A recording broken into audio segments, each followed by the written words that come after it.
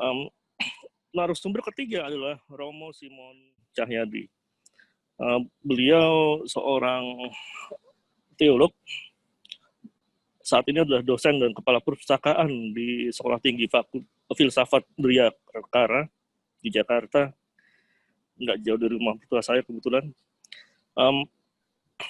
Romo Simon kuliah filsafat di Sekolah Tinggi Filsafat di München, di Jerman, dan kemudian setelah mempertahankan disertasinya mengenai ateisme modern, beliau mendapatkan gelar doktor dari Goethe Universitas di Frankfurt. Ini menarik, ini universitas tempat Adorno, Horkheimer, segala macam itu pernah mengajar. Antara 2015 sampai 2018, Romo Simon melakukan riset tentang filsafat, budaya, dan sejarah Jepang di Tokyo, Kyoto, dan Nagasaki. Dan antara 2011 sampai 2019, artinya dua periode, Romo Simon menjadi ketua Sekolah Tinggi Filsafat Dryakara. Terima kasih kolega narasumber yang saya hormati, para pemirsa. Saya mau sedikit saja memberikan sharing tentang poin-poin pokok yang bagi saya relevan dengan diskusi ini. Tapi daripada memberikan sebuah masukan akademik yang ketat, saya lebih suka menyebut masukan ini sebagai pemantik diskusi, karena saya lebih senang dengan diskusinya daripada memberikan pengajaran. Informasi untuk Pak Rocky, Bang Rocky, di STF itu ada mata kuliah ateisme namanya, dan saya mengajar ateisme dalam rangka itu. Mungkin saya pindah ke situ. Mungkin nanti nyambung, termasuk ateisme yang dalam kaitannya dengan persoalan-persoalan biologi itu atas nama ateisme atas nama sains, sebagai paham pokok ya. Nah tapi saya diminta bukan sebagai filosof, tapi sebagai spiritual saya, ya. Jadi saya harus menjaga diri supaya saya tidak nyelonong nih masuk ke dalam yang merupakan bidang saya. Spiritual, kadang-kadang saya ditulis spiritualis artinya dukun. Ya. Maka itu saya harus hati-hati, tapi sekarang saya berikan 3 slide saja, berhubungan dengan pendekatan spiritual yang bagi saya penting untuk pemantik diskusi dalam kesempatan ini. Slide pertama, silakan. Ya. Saya kira kita sudah paham, juga sangat berterima kasih saya pada penjelasan Ibu Pratiwi, tentang apa itu evolusi, bahwa itu juga Pak Rocky Gerung memberikan aksentuasi bahwa itu mestinya koevolusi. Meskipun dari sudut mikrobiologi jelas ada evolusi adalah sebuah koevolusi karena terjadi juga dalam badan manusia. Nah, menyangkut manusia, fakta evolusi. Jadi ini suatu fakta yang menurut saya juga kaum agamawan harus dengan rendah hati menerima ini. Fakta evolusi itu mempunyai implikasi ganda. Implikasi pertama adalah bahwa dia merupakan hominisasi. Itu dari kata Latin homo berarti man, bahasa Inggris, Mensch dalam bahasa Jerman berarti manusia. Hominisasi itu adalah terjadinya spesies manusia. Sangat terkenal dalam hal ini adalah evolusi ala Darwin. Evolusi tidak sama dengan Darwinisme. Darwinisme adalah salah satu bentuk evolusi. Pada zaman Darwin, mikrobiologi belum berkembang secanggih sekarang Ibu Pratiwi menekuninya. Jadi hominisasi itu bicara tentang terjadinya spesies manusia. Tetapi humanisasi dalam rangka pembicaraan tentang manusia, dan ini nanti pendekatan spiritual, bisa juga berarti yang kedua ini, humanisasi. Humanisasi dari kata Latin humanus, itu berarti manusiawi. Jadi yang tipikal manusia yang tidak ada pada misalnya spesies binatang. Ya, kalau pada manusia kita bicara biasanya, minta maaf nyambung ke Pak Rocky ini, kita bisa bicara tentang multidimensionalitas manusia. Bicara juga tentang bidang-bidang manusia, misalnya bahwa dia bukan saja punya badan, tapi juga punya roh dan punya jiwa.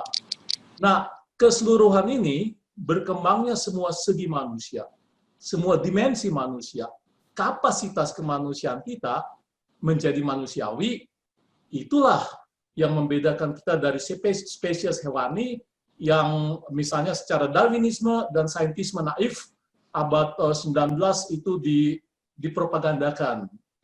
Nah, pembicaraan tentang pendekatan spiritual, bicara yang kedua, jadi bicara tentang humanisasi. Yang humanisasi jelas, mikrobiologi menunjukkan dengan sangat bagus dan tidak ada keraguan bahwa itu mesti kita terima. Slide kedua.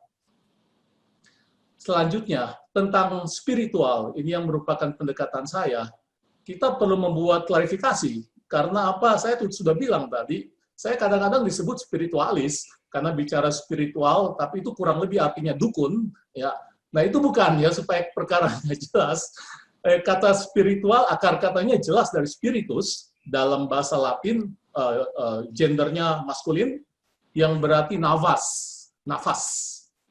Nafas ini masuk ke dalam kasana pemikiran Barat, karena tentu saja dari tradisi Tauhid, Yahudi Kristiani khususnya, dalam kitab Kejadian, ya, itu padanannya adalah dari teks-teks kitab Kejadian, itu adalah ruah, bahasa Ibrani, yang dalam bahasa Arab disebut roh. Ruah bahasa Ibrani, roh bahasa Arab, spiritus dalam bahasa Latin. Bahasa Indonesianya adalah rohania.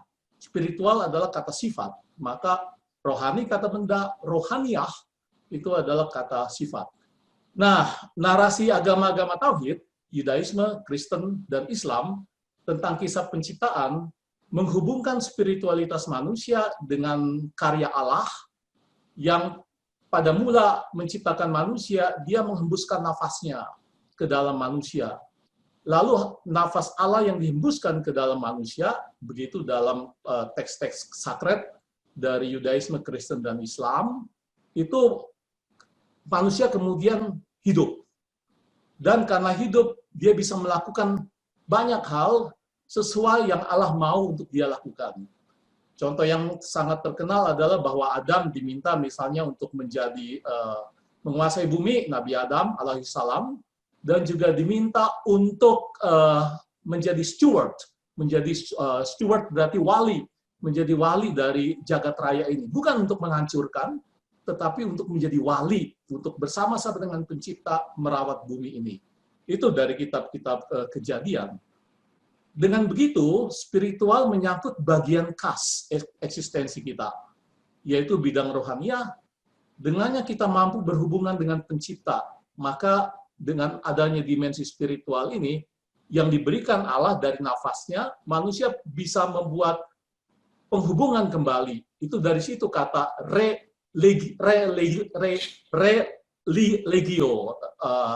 religio maksud saya, dari kata Latin itu ligare berarti menghubungkan. Dari situ ada kata ligamen, dari situ ada kata Liga Jerman, ya, itu koneksi seluruh Jerman. Jadi religio itu mungkin karena ada dimensi spiritualitas manusia itu. Ini bukan saja dengan Allah, tetapi juga dengan lingkungan seluruh hidup kita, dengan manusia satu sama lain, termasuk dengan jasatronik, termasuk juga dalam konteks luas ekologi, supaya sejalan dengan kehendak pencipta. Nah, melalui kapasitas rasio kita yang juga diberikan Tuhan, dan yang sangat utama yang tidak ada, bahkan juga dari robot itu didesain. Dia adalah designed things, yang melakukan sesuatu sesuai dengan designer.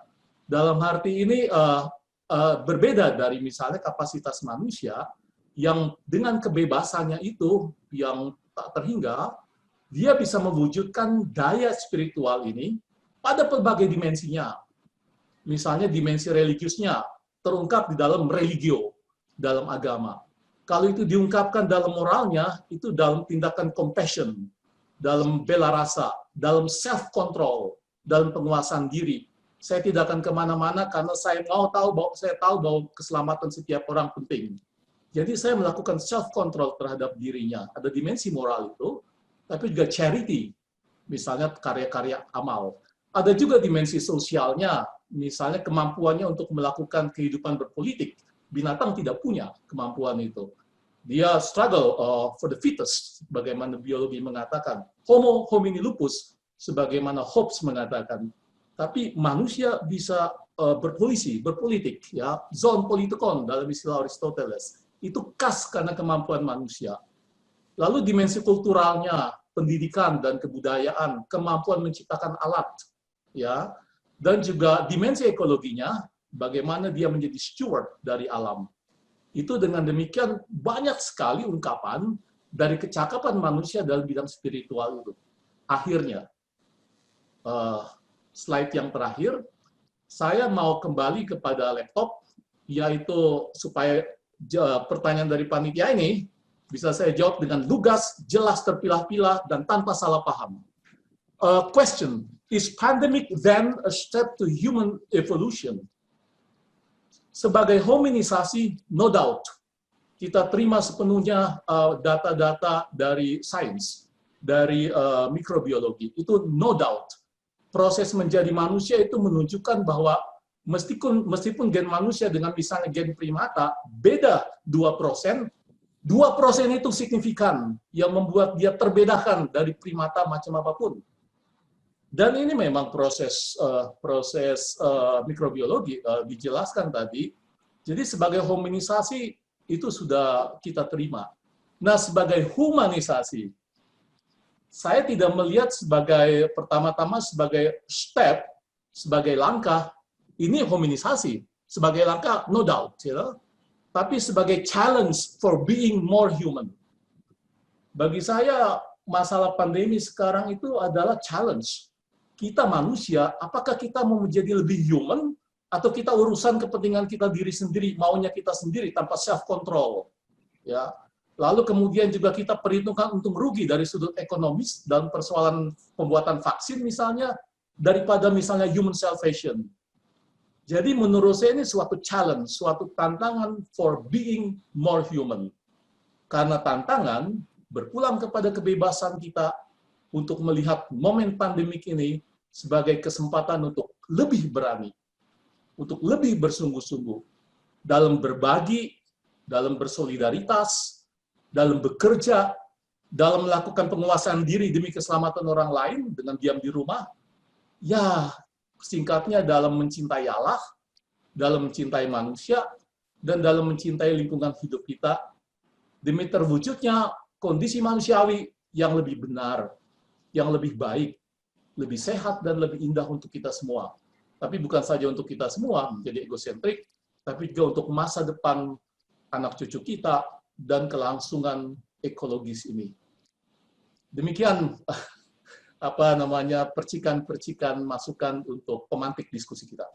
Terima kasih. 10 menit. Oh, baik, terima kasih sekali Romo. Ini walaupun 10 menit cepat, tugas pendek, tapi sangat menarik. Perlu ada kolaborasi dan semua itu untuk survival kita.